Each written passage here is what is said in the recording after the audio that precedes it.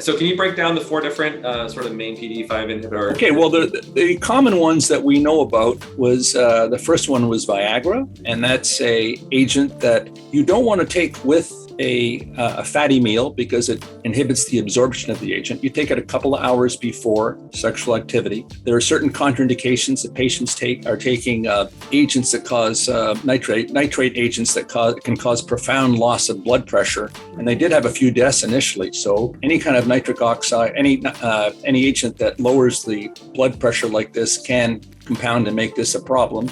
There's some people that do have some side effects. Now, it's very interesting because the efficacy of these drugs continue and the side effects seem to attenuate if you take them. Common things would be headache. Right. Some patients may get a flushing of their face. And mind you that I know some couples that the wife would tell me that, I can see that his face is turning a little flushed and I know the agent's working. So that's when I start having sexual activity. So that's sort of a sign, you learn from these things.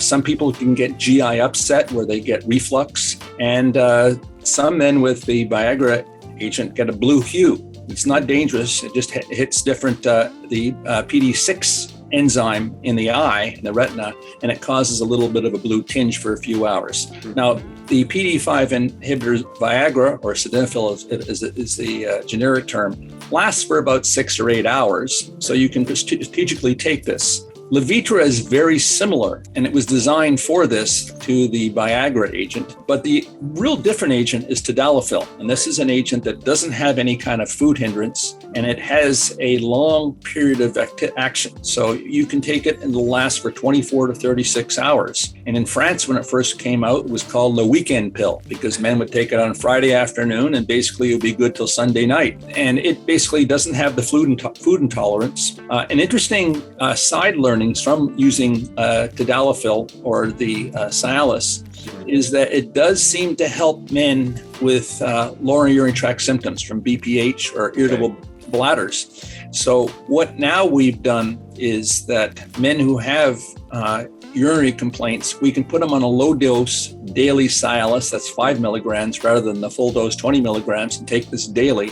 And it will help urinary symptoms, but it will also benefit men with ED issues. And there seems to be a commonality between those two diagnoses. And what I do in some men that don't respond to PDE5 inhibitors or did respond, but now as they're aging and their comorbidities, diabetes or cardiovascular disease or hypertension is progressing, so they're getting atherosclerosis, is that I put them on daily Cialis and I give them basically they take a prescription of Viagra 100 milligrams a couple hours before, and I get about a 30-40% improved response. So it's a combination sometimes that helps. It doesn't make any sense really, but it does seem to work in some of these older people, and otherwise they have to go on to more aggressive, more invasive types of options when it comes to it. The fourth agent is an anafil, and it has the least probably side effects, and it's the fastest acting agent.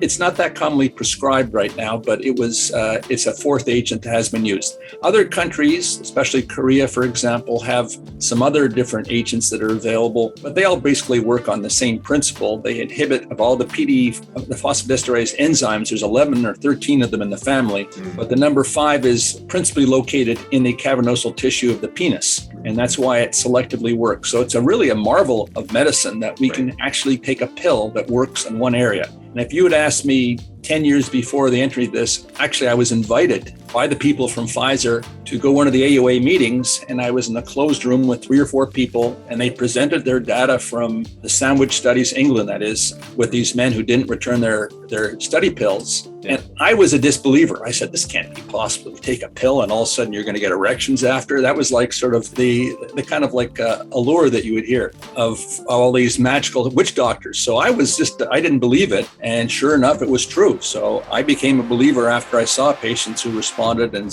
changed their lives.